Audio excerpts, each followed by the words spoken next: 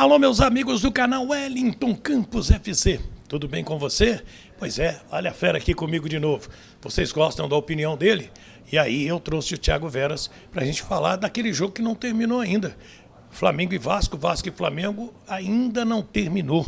Qualquer torcedor rubro-negro, vascaíno, botafoguense, tricolor, tá todo mundo comentando o jogo. Não é isso, Thiago? É verdade, Wellington. E que porrada, né? Que placar dilatado, isso no clássico mexe muito.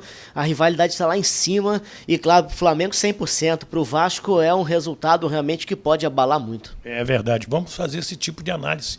Eu quero trazer, inclusive, uma fala do Álvaro Pacheco, que assumiu para ele a culpa. Eu quero saber do Thiago se é isso mesmo. E também do próprio Matheus Bach, que é o filho do Tite. O Tite não foi para a coletiva, foram o Matheus e também o Kleber Xavier. E perguntaram para o Matheus, daqui a 30, 40, 50, 60, 70 anos, vamos falar desse jogo. Você tem essa dimensão? Então, o que ele respondeu, você vai acompanhar. Já, estou meio baleado. Não foi por causa do jogo, não. Já estou aqui, muitas pessoas no Rio de Janeiro. Esse aqui... Eu estou melhorando agora. O Thiago, inclusive, não conseguiu fazer o jogo que o Botafogo ganhou do Corinthians, né, Thiago? Fiquei de cama o dia inteiro. Nossa Senhora. Então é isso. Se inscreve aí no nosso canal, Wellington Campos FC. Não paga rigorosamente nada. O joinha, tá passando tudo aqui embaixo. E dá aquela força, aquela moral. Manda para outras pessoas também, porque estamos crescendo. Estamos chegando a quase 81 mil inscritos aqui no nosso canal. Roda a merda!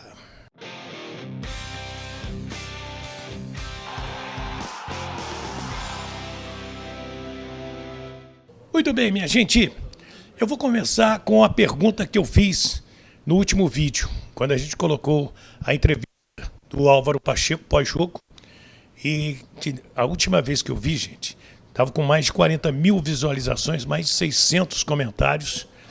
E eu vou perguntar para o Thiago, de quem é a culpa?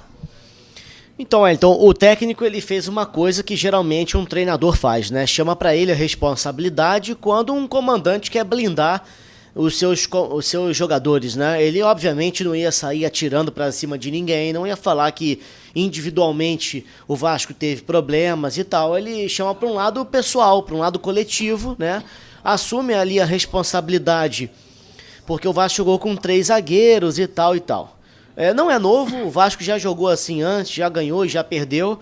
Acho que o técnico, quando ele teve um tempo, e hoje em dia o profissional, né, que está exercendo a profissão é muito antenado, tem muito conhecimento de informação. As comissões técnicas, elas possuem dados muito fortes em relação ao seu time, a forma de jogar. Quando ele chegou no Vasco, quem já estava numa comissão permanente pôde passar para ele também detalhes importantes. Ele assistiu os jogos do Vasco? Viu o jogo, mas naturalmente ele vai pegar isso no dia a dia, né? Então eu acho muito prematuro em chegar agora e falar, nossa, a culpa foi do treinador e tal e tal. A gente viu algumas falhas individuais também.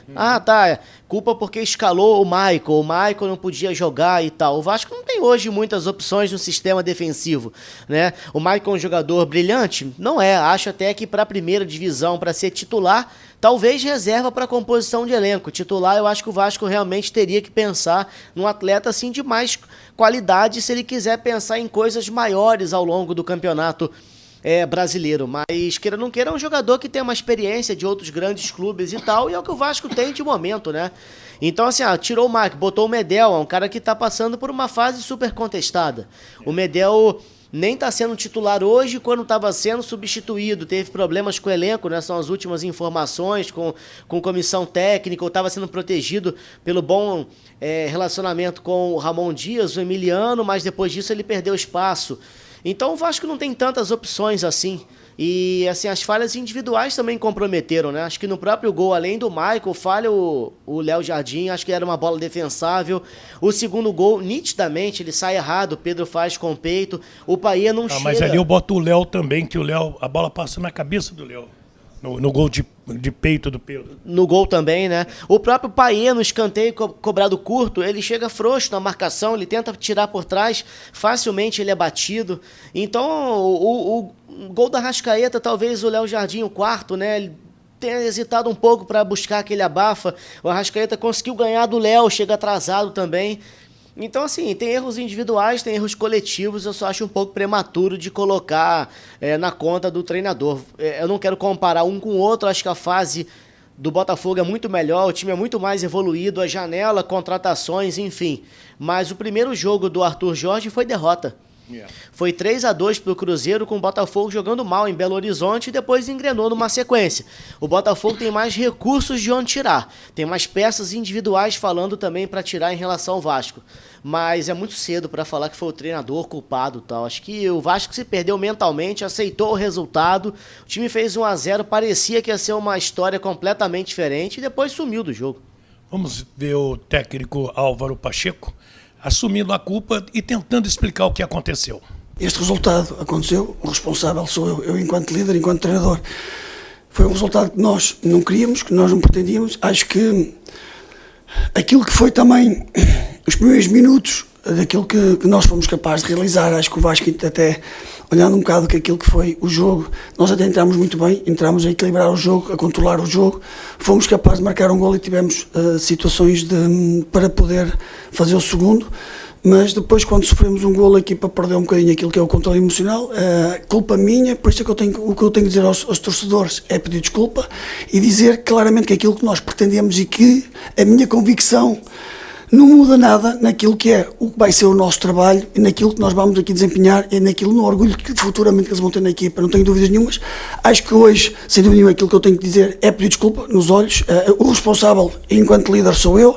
Agora também já falei isso aos meus jogadores, é sentirmos esta derrota, que foi um peso, foi algo que nós não queríamos nem pretendíamos, mas temos de ter agora a noção do que é que nós temos que fazer para nos tornarmos mais fortes. Eu acho que é isso, dizer e mais uma vez pedir desculpa à família.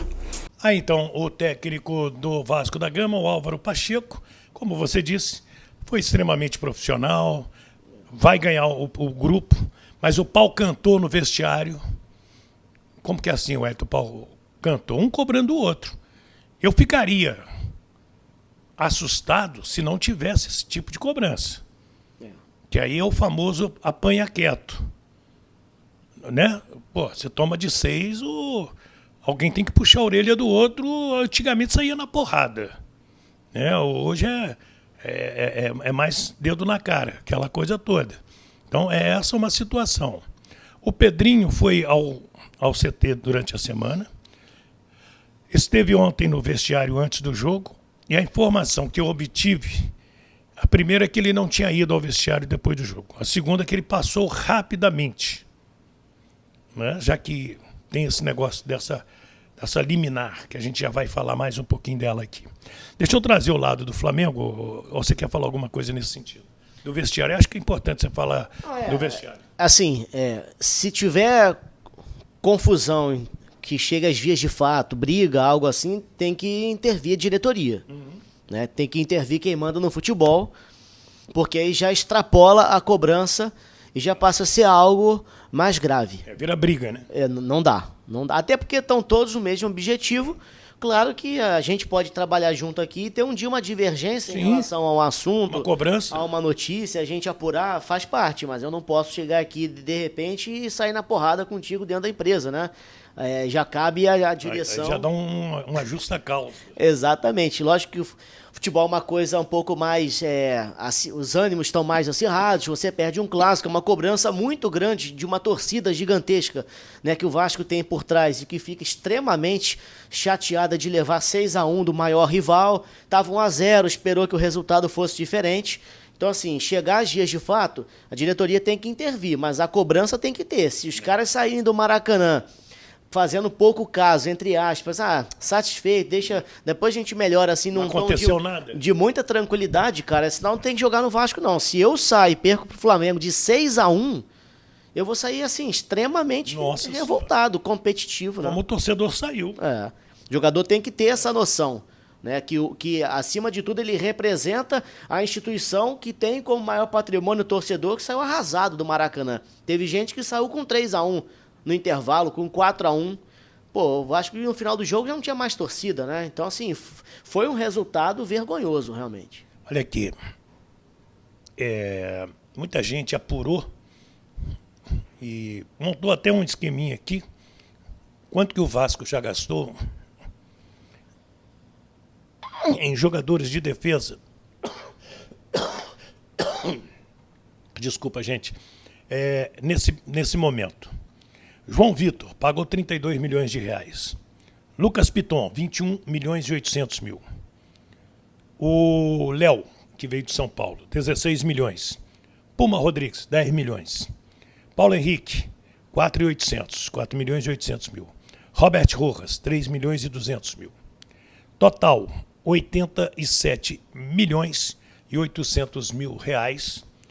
E o que eu mais ouvi hoje da torcida do Vasco, que o Vasco não tem defesa. Tem goleiro, que também tem falhado, lógico que goleiro não é infalível. Até o Lucas Piton, que é muito regular, deixou a desejar. Tá alternando, né? Então, eu acho que o problema é maior que isso. Tá muito claro que aí eu não sei se a culpa ela vai ser diretamente apontada ao Alexandre Matos, que era o diretor de futebol na época. E o Paulo Brax. Mas que saiu do jeito que saiu, né? Acho que ele não tinha não sei se tinha total liberdade para fazer o trabalho e tal. Não tinha. Né? Ele saiu dizendo isso. O Paulo Brax anteriormente, a própria SAF, gestão geral, que tinha interferência, né, no futebol. A gente pode colocar o nome do Lúcio aí também. Enfim, pode botar todo mundo no liquidificador então e falar assim, olha, o Vasco ele tinha dinheiro. O Lúcio, na entrevista após saída do Alexandre Matos, quando foi perguntado, falou, não, nós estamos entre os 5 times que mais investiram. Então dinheiro o Vasco tem, a SAF botou, mas investiu mal. Né? Não se justifica ainda esse valor pelo João Vitor. O Vasco tem problemas na lateral direita, nenhum jogador se firma por ali, nem o Puma, nem o Paulo Henrique. Às vezes teve que botar o zagueiro improvisado na lateral, foi o Rojas, que até já jogou assim, né, no River, foi o João Vitor, não deu certo, eles não têm muita característica, muita velocidade para isso, pode até ter na marcação, na parte ofensiva não evolui. Zaga, o Medel era intocável, tá mal, reserva, deve sair. O Vasco tem claros problemas técnicos e de liderança também no sistema. Muita responsabilidade pro Léo, ele não é esse jogador todo, ele é um jogador de composição, nem acho ruim, mas tá um pouco marcado pela torcida também, acaba, e vira e mexe, ele tem a possibilidade de ser o capitão. Então quando você tem um capitão, você enxerga no cara o quê? Uma liderança emocional, técnica, e ele não tem, talvez seja uma cobrança muito exagerada. E aí você tem 2 jogadores que pro torcedor tolera e até elogia. O goleiro, acho que é o menos culpado, um cara que salvou muito o Vasco em vários jogos, oscilou recentemente, faz parte, como você falou anteriormente. E o Piton, que é um cara que fez alguns gols também importantes, gol até em Copa do Brasil. Assistência, né? E deixou o Vasco vivo, assistência, Campeonato Carioca. Então, assim, hoje o Vasco teria na zaga um goleiro e um lateral esquerdo, mas precisando de bons zagueiros e bons laterais, ou bom zagueiro e bom lateral direito, usar o restante como composição de elenco. Só que não é só na zaga. O Vasco precisa de um bom volante para ser um titular, porque o Payet, ele é muito craque, muito refinado, mas ele não aguenta hoje. E cobrar dele a marcação, não dá. Pela idade, pelo jeito que ele joga, esquece, pelo amor de Deus. Não, o Payet, ele... O Edmundo Animal disse que o Payet foi muito mal no carro. Não achei o Payet tão ruim assim. Agora, vamos falar a verdade? Às vezes está jogando sozinho. E assim, 2 atacantes, né? Os atacantes do Vasco hoje de velocidade são muito aquém que o Vasco deveria ter. Com todo respeito a eles, ao Rossi, ao David. O Adson é mais novo, poderia ser uma aposta, poderia ser um atleta para entrar, por exemplo, em segundo tempo, velocidade e tal. Aqui foi Corinthians, jogou na França. Você vê que retorna nesse momento ao Brasil. Se ele tivesse lá num bom momento, ele estaria dando sequência na carreira pela idade que tem no futebol europeu. Então agora é uma volta para ter uma retomada, para talvez ele pensar de novo em voltar, né, a jogar na Europa. O Vasco hoje tem algumas peças isoladas. O goleiro, o lateral esquerdo, o Payet, de vez em quando alguém no meio campo ali fora o Payet tem um certo brilho, tem uma certa qualidade, e o Verratti, ele faz gol, a bola chega, ele tá lá incomodando. Só que o Vasco tem problemas claríssimos na parte ofensiva e nem sempre ele é alimentado. Então não é só na zaga, é zaga, lateral direita, né, sistema defensivo, meio campo e ataque. O Vasco tem urgência em bons jogadores. Teve dinheiro, mas investiu mal na janela. Não soube qualificar o time. O que o Botafogo fez de um primeiro momento, de trazer quantidade, qualificar e qualificar, apesar do que a gente viu no ano passado, que aí não entra nesse assunto, é uma outra discussão, a gente viu o Botafogo qualificando agora, com o Savarino, qualificando agora com o Luiz Henrique, tá chegando o Alan, né? Então, assim, são jogadores que vão dar uma sustentabilidade que o Vasco hoje não tem. O Vasco vai ter que, de novo, ir ao mercado, usar uma janela e contratar quem ele não contratou. Então segura aí que nós vamos tocar nesse assunto. Eu prometi trazer então o Matheus Bach, porque perguntaram para ele, na entrevista do Flamengo. Você tem noção, né, da dimensão dessa vitória para a história? Ele disse que não. Assiste aí. Acho que não, cara. Acho que a dimensão a gente não tem. A gente estava muito focado pelo trabalho, por continuar mantendo a performance, mesmo tendo sofrido gol. Foi a primeira virada nossa esse ano. Sim. Então, manter o equilíbrio, conseguir construir a nossa vitória e sempre a gente preza muito de buscar o próximo gol, né? De não acomodar, de continuar. Também por o ano passado a gente ter chegado na reta final, olhando para uma questão de saldo e vendo que era uma dificuldade para nós como equipe também tirar um saldo devido à pontuação. Podia chegar à pontuação, mas o saldo era muito distante. Então o nosso pensamento foi muito pensando a longo prazo do campeonato e o próximo gol e continuar performando. Assim. Talvez daqui a um tempinho a gente consiga olhar para trás dessa maneira que tu falou e ter esse prazer de ter esse grande dia, desse grande jogo. Então, Matheus Bach, você cobrou reforços. E nesta terça-feira tem uma reunião importante. Quando a gente fala do Felipe Coutinho, é do representante do Felipe Coutinho, que é o irmão dele, vai conversar com o Pedrinho. E a informação que eu recebi é que o Felipe Coutinho, através do seu irmão, vai dizer, eu volto ao Vasco. Mas tem que trazer o Souza também, para qualificar o meio-campo do Vasco da Gama. O que você acha? São dois jogadores criados no clube, tem carinho da torcida. Tecnicamente falando, muito superior, né, em relação ao Souza, mas acho que o Souza também pode, se ele tiver boas condições, né, lógico que vai estar a fim de ajudar um clube que ele tem essa identificação que eu citei, pode ser um bom nome sim para o meio campo, porque não adianta também vir o Felipe Coutinho sozinho. Né? O Vasco precisa de peças no ataque, precisa do meio campo, como a gente falou anteriormente, além do sistema defensivo. Felipe Coutinho sozinho, ele não vai chegar e vai transformar o Vasco como um todo. Ele vai ser um ganho. Ele tecnicamente vai ser um jogador diferente. Mas ele vai precisar de companheiros bons. Mas ele vai precisar. O Vasco teria que fazer uma espécie de reformulação no que tem hoje, achar outros jogadores junto com o Felipe Coutinho para qualificar o time. Senão ele vai ficar na mesma situação, com peças isoladas, sem a coletividade e dependendo que um ou outro brilhe num jogo, brilhe no outro, e um time assim meio zoneado, um time desconectado. Enfim, sem opção para banco de reservas e até mesmo o time titular, né? Acho que o Vasco precisa um pouco mais do que o Felipe Coutinho. Mas ele especificamente falando, é um baita nome. Quando você fala do Felipe Coutinho, você imagina o quê? Desse eu posso cobrar. Desse traz recurso técnico pro Vasco. É um cara que vai ter a finalização, que é um forte dele, vai ter a bola parada, né? Vai ter a qualidade de você fazer uma jogada, a criatividade do gol, então dá para você falar, opa, esse reforço em específico realmente é muito bom. É isso aí. A informação que eu recebi sobre o David, o Álvaro Pacheco, na entrevista, ele disse que foi uma opção tática. A informação que eu obtive é que se ele jogasse, ele completaria um número de jogos que faria o Vasco, obrigaria o Vasco a comprá-lo junto ao Internacional.